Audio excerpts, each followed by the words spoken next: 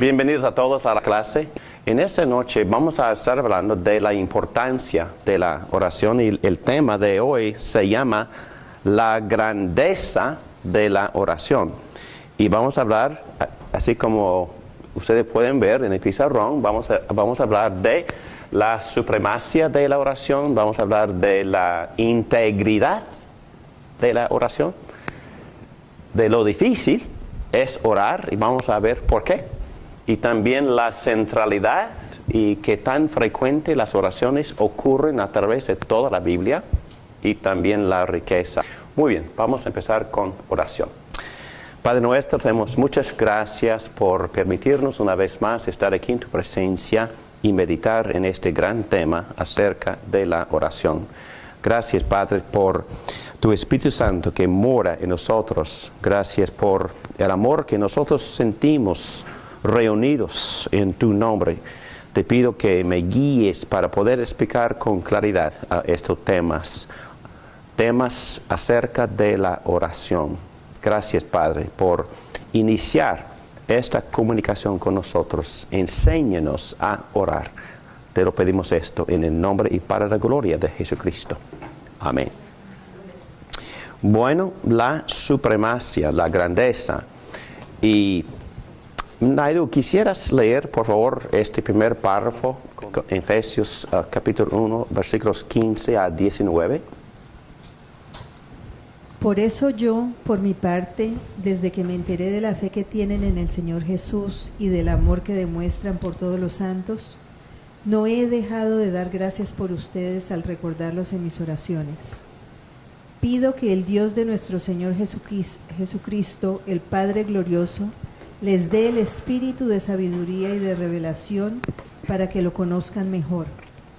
Pido también que les sean iluminados los ojos del corazón para que sepan a qué esperanza Él los ha llamado, cuál es la riqueza de su gloriosa herencia entre los santos y cuán incomparable es la grandeza de su poder a favor de los que creemos.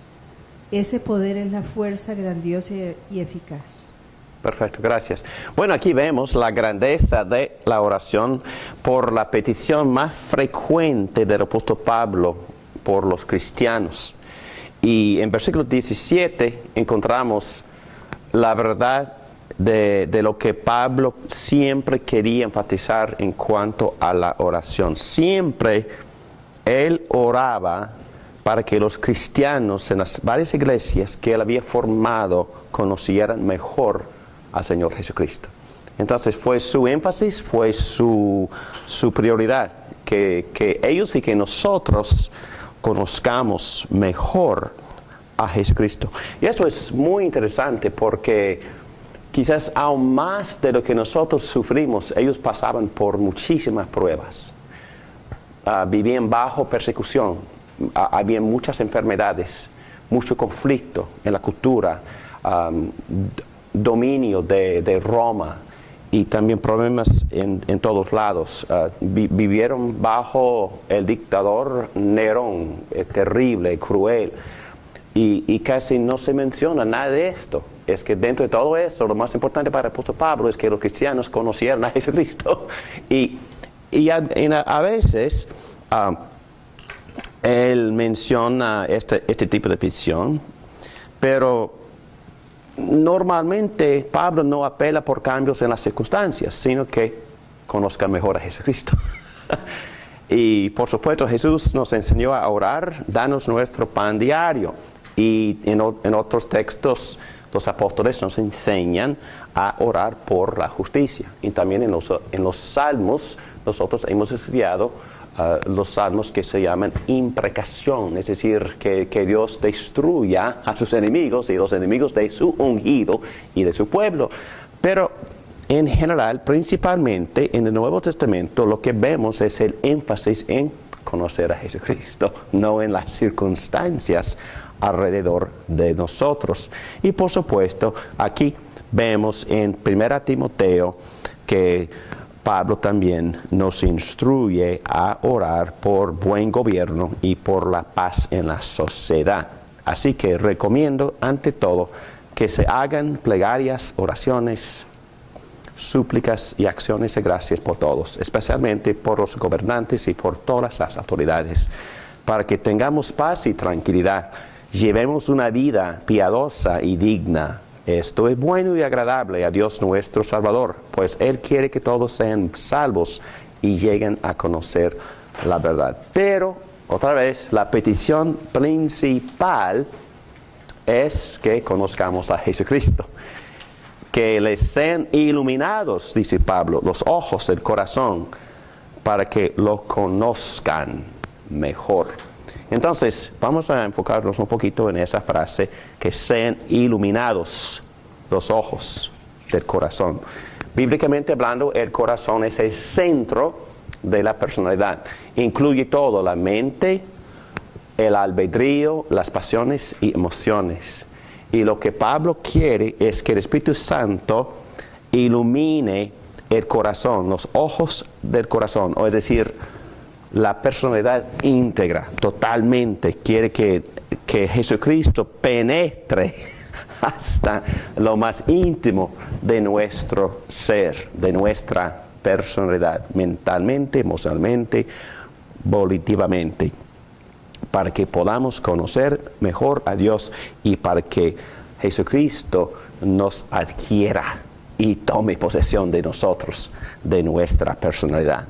Pablo ora para que los cristianos comprendan los beneficios pasados, presentes y futuros de Cristo, con el fin de tener un sentido más vivo de la presencia de Dios. Y volviendo al texto, versículos 17 y 18 enseñan eso. Pido también que les sean iluminados los ojos del corazón para que sepan a qué esperanza Él los ha llamado, cuál es la riqueza de su gloriosa herencia entre los santos y cuán incomparable es la grandeza de su poder a favor de los que creemos. Otra vez su preocupación principal, la oración pública y privada no es principalmente pedirle a Dios que haga algo, sino recibir más de Dios. Entonces la oración es para que conozcamos mejor a Dios, no para hacerle hacer algo. Es para que nosotros nos ajustemos a su voluntad. La oración es una aspiración a aferrarnos a Dios, como dice Isaías en capítulo 64. Esto significa agarrarse de sus ropas de manera que estemos cerca de Él y vayamos con Él, como un niño se aferra a la manga del abrigo de su padre. Agarrarlo, conocerlo y caminar con Dios es lo que Pablo quiere que nosotros le pidamos a Dios constantemente. Conocerlo, sí. Es que cuando conocemos mejor a Dios, nos afanamos menos, dejamos más las preocupaciones, entendemos de que Él tiene todas las riquezas, todo el poder para suplir nuestras necesidades y descansamos en Él y sabemos que Él obra. Y ahí vamos esa noche en esta clase, porque a veces cuando empezamos a orar, y hemos estado hablando de esto mucho en privado y en clase, que a veces llegamos, no sé cómo llegaron ustedes, pero a veces llegamos secos, a veces llegamos desanimados, a veces sentimos que Dios está lejísimo de nosotros. Y cuando empezamos a orar o empezamos a tratar de entrar en comunión con Dios y el uno con el otro, es que tenemos hasta frustraciones e inquietudes, preocupaciones. Pero al estar en la presencia y quedarnos en la presencia, y si seguimos buscando, y si persistimos, si seguimos orando, pidiendo, poco a poco empezamos a experimentar y sentir la presencia y la tranquilidad y paz. Y todo cambia, porque lo que cambia es la persona que está orando. Nosotros tenemos que ser cambiados constantemente, porque hay muchos conflictos, hay mucha resistencia, hay mucha barrera, y la barrera principal es mi propio corazón pecaminoso. Es que mi corazón en su naturaleza no quiere buscar a Dios. Entonces, por fe en Cristo, empezamos a buscarlo, y poco a poco entramos en su presencia y empezamos a sentirnos muchísimo mejor. Y veo el interés de Pablo de que lo conozcamos mejor, que sean iluminados los ojos, que tengamos entendimiento en Él, porque así podemos saber de que Él está en control y no nosotros. Exacto. Cuando miramos las cosas bajo el lente nuestro, estamos ciegos, pero cuando miramos en el lente de Él sí lo tiene todo. Excelente, Pedro. Muchas gracias por eso. Tú eres nuestro gran líder en esas áreas. Muy bien, la integridad. ¿En qué consiste la integridad? Número 2, la integridad de la oración. ¿Por qué usamos esta palabra? ¿Qué significa la palabra integridad? O la palabra íntegro. En la A dice integridad significa que todas las piezas encajan entre sí. Entonces no hay ningún defecto importante. La mente coincide con las emociones y la voluntad, y la vida pública refleja lo que está pasando en el interior del corazón. Entonces, integridad dice que todo encaja, ¿verdad? Va en armonía. Mis emociones, mi corazón, mis palabras, mis actitudes, mis oraciones reflejan en verdad mi intimidad con Dios. Entonces no estoy fingiendo, en otras palabras. Jesús también habló de esto en el Sermón del Monte. Cuando oren, no sean como los hipócritas. Porque a ellos les encanta orar de pie en las sinagogas y en las esquinas de las plazas para que la gente los vea.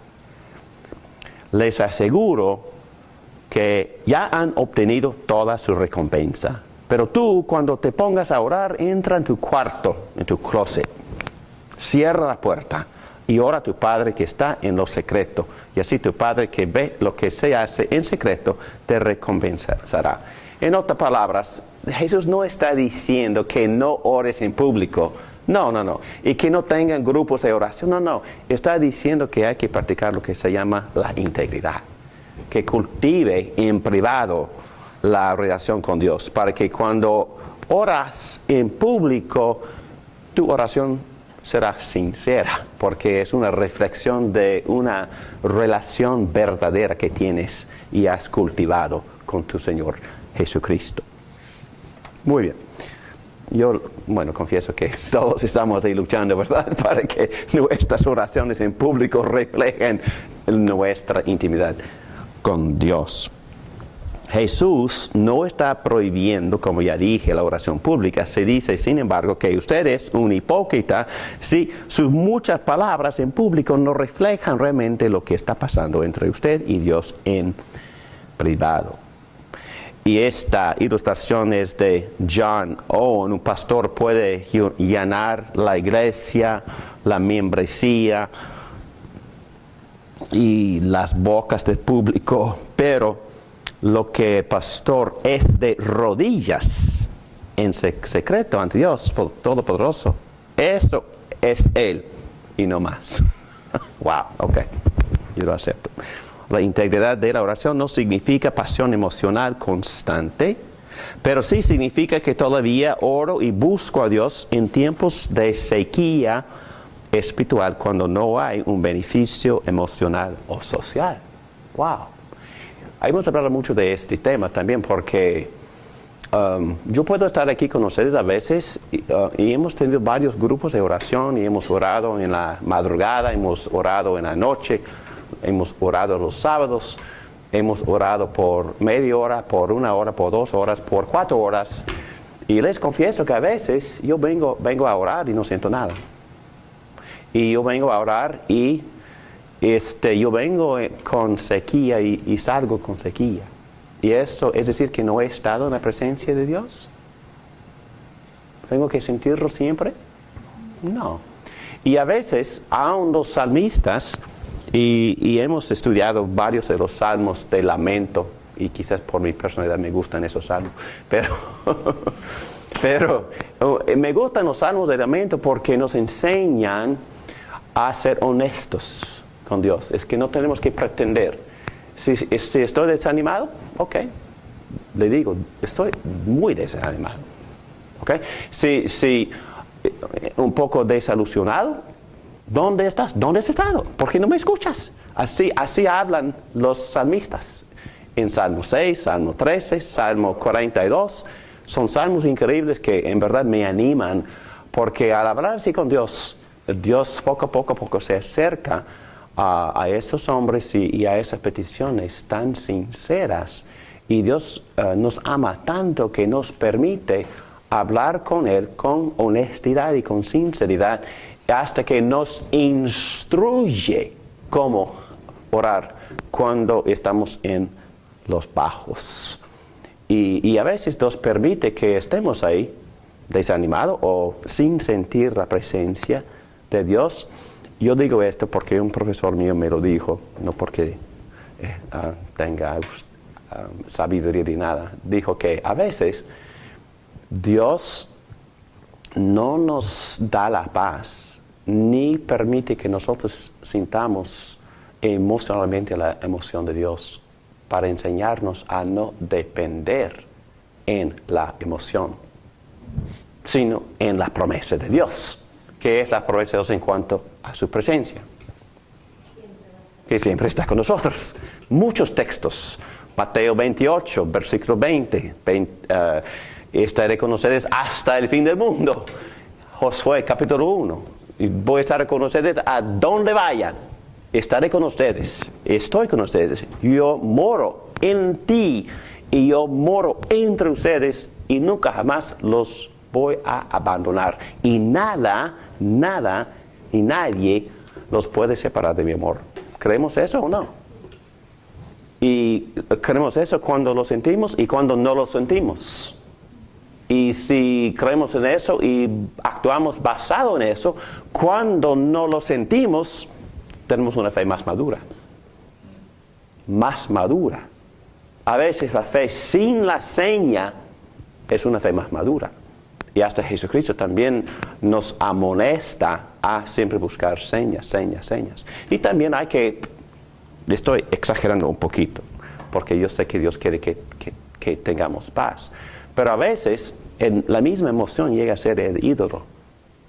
Si no lo siento, no obedezco. Si no lo siento, no voy.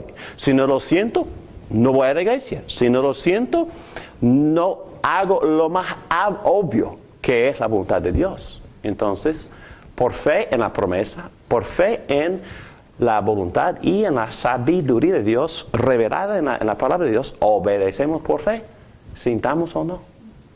¿Ok? Y otra vez, no estoy hablando en contra de las emociones. Tampoco, porque todo el mundo quiere sentir. Yo quiero sentir. Yo quiero sentir la presencia, la paz y gozo de Dios. Y esas cosas sí, Dios nos las promete. Está bien, pero no son ídolos tampoco. La emoción de la presencia no es necesariamente la presencia. Y tenemos que madurarnos para poder caminar con fe en los bajos y en los altos. Nada más. Ok.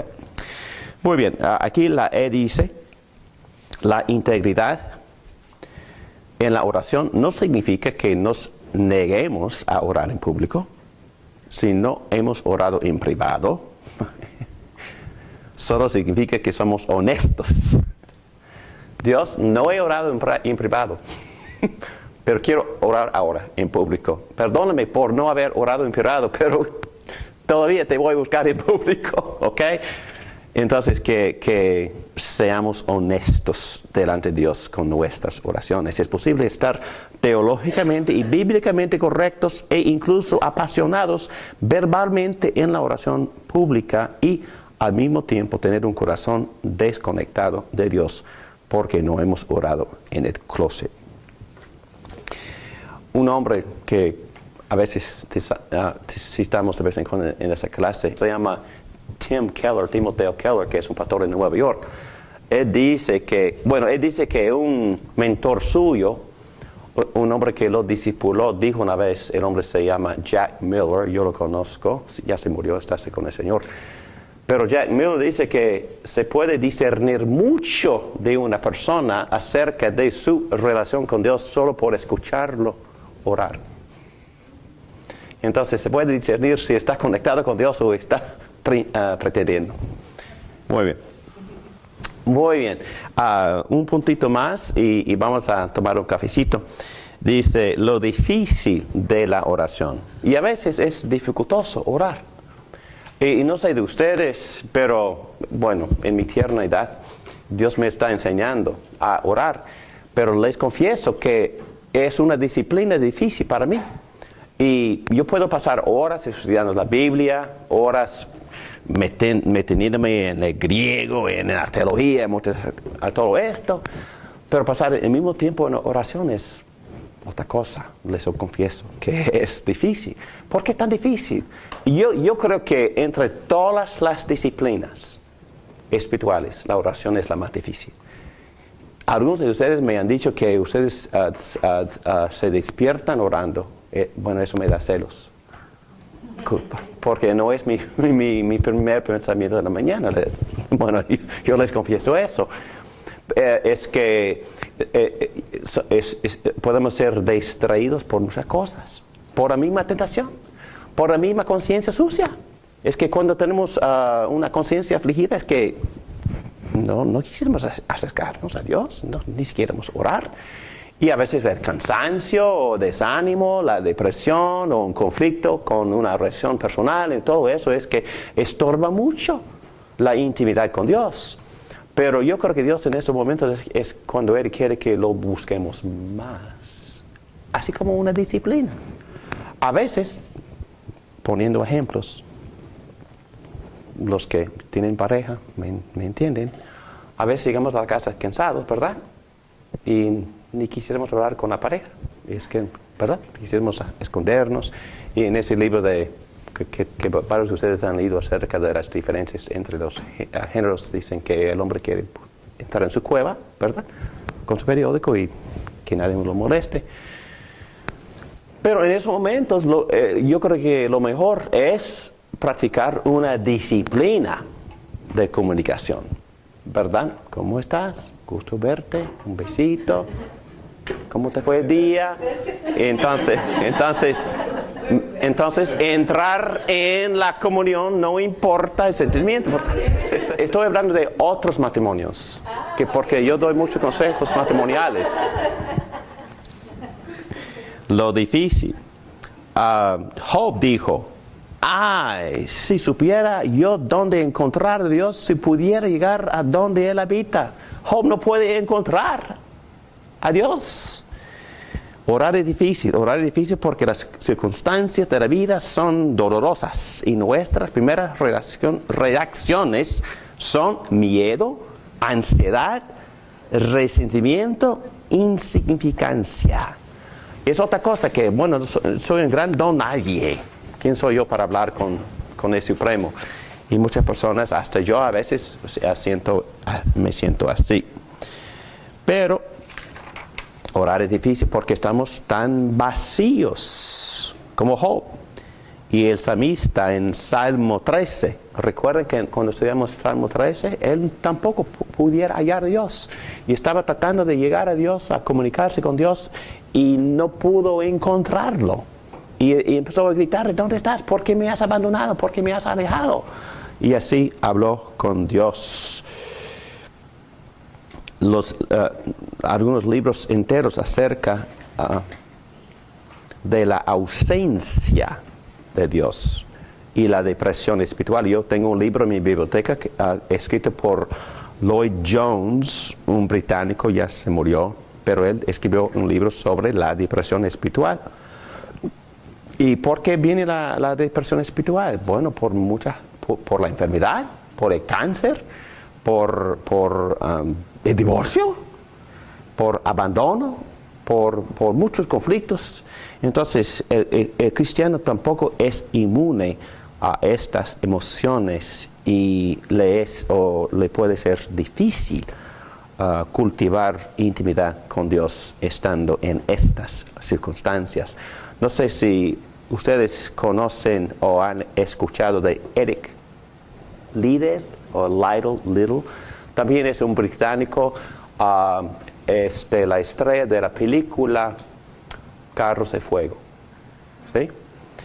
Un hombre que ganó oro, medalla de oro en las Olimpiadas, pero después llegó a ser misionero en China. Y en esos días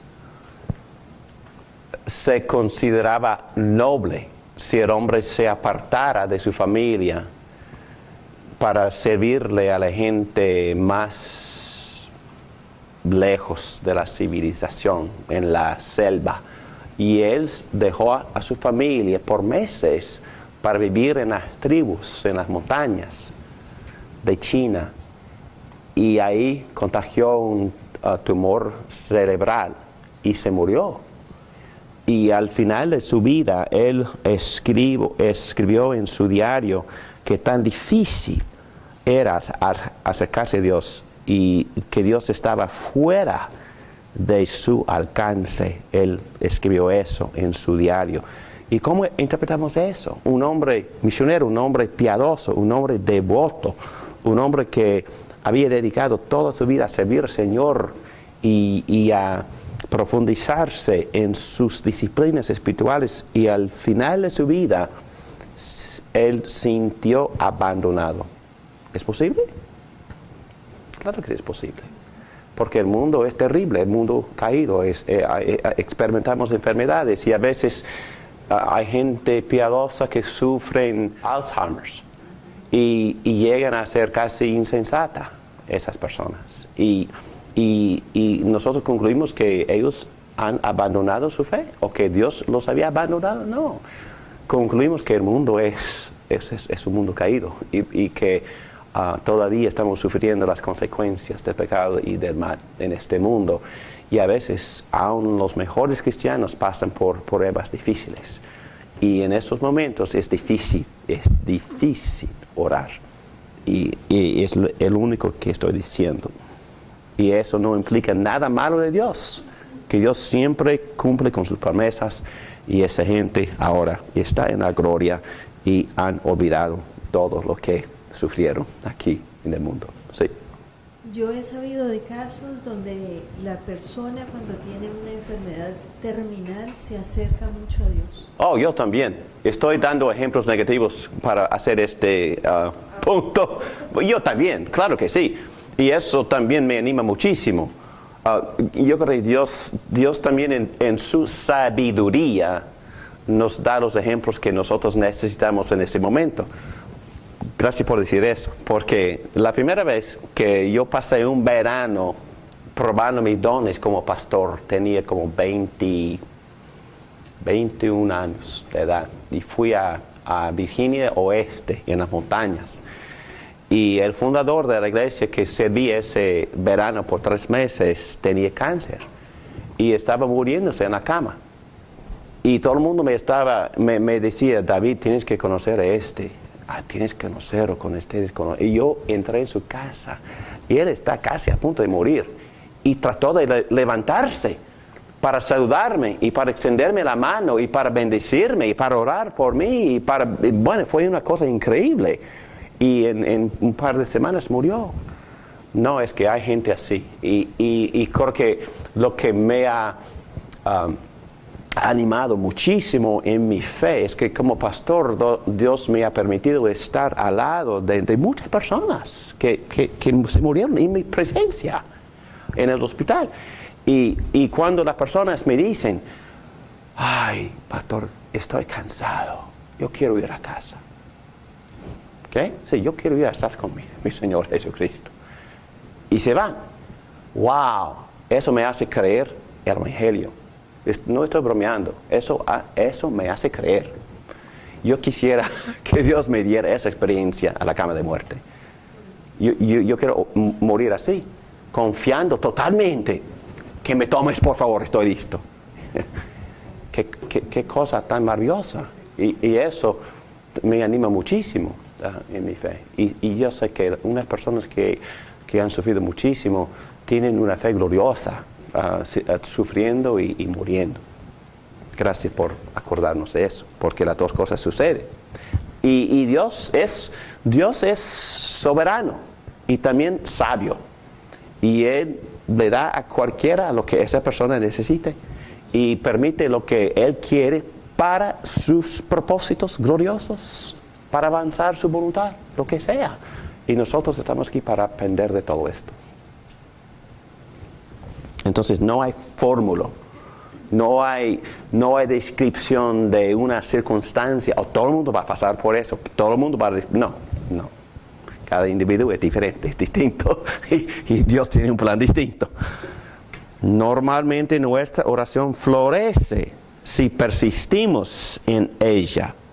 Podemos sentarnos a orar ansiosos, como Pedro ya nos contó, en solitario, con resentimiento, insignificantes. Pero si permanecemos allí, delante del rostro de Dios, ocurre reorientación. Durante la oración nos empezamos a preguntar, ¿por qué estábamos tan preocupados? Nos reímos de nosotros mismos y damos gracias a Dios por lo que Él es y lo que Él ha hecho. Nos levantamos de la oración dramáticamente diferentes de cómo nos sentíamos cuando nos sentamos a orar. Y yo he experimentado eso también. Recuerden cuando nos reunimos aquí hace un mes, ¿verdad? Un jueves, y oramos desde 6 de la tarde hasta 10 de la noche. ¿Recuerdan? Y les confesé a varios de ustedes que pasaron 2 horas. Y yo todavía desanimado. Pero poco a poco, mi corazón empezó a calentarse, estando en la presencia de Dios. Y cuando nosotros en grupo seguíamos buscando, yo empecé a sentir una paz sobrenatural que nunca había sentido en años. Y así es, cuando persistimos, seguimos buscándolo, y poco a poco Dios viene y nos hace sentir su presencia, y así empezamos a adorarlo, como Jesús dijo en Juan 4, en espíritu, una conexión íntima en espíritu y en verdad. Y es donde todo el mundo quiere ir. Y este Salmo 6 también, ya hice mención de este Salmo. Versículo 3 dice, angustiada está mi alma. ¿Hasta cuándo, Señor? ¿Hasta cuándo? Vuélvete, Señor, y sálvame la vida por tu gran amor. Ponme a salvo. Y así, ora. Y el Salmo termina donde el autor dice, Señor, ha escuchado mis ruegos. El Señor ha tomado en cuenta mi oración. Todos mis enemigos guardarán avergonzados y confundidos. Su repentina vergüenza los hará retroceder. Entonces él experimentó la presencia de Dios y Dios contestó sus oraciones. Perfecto. Muy bien, vamos a dejarlo ahí y tomemos un cafecito y volvemos en 10 minutos.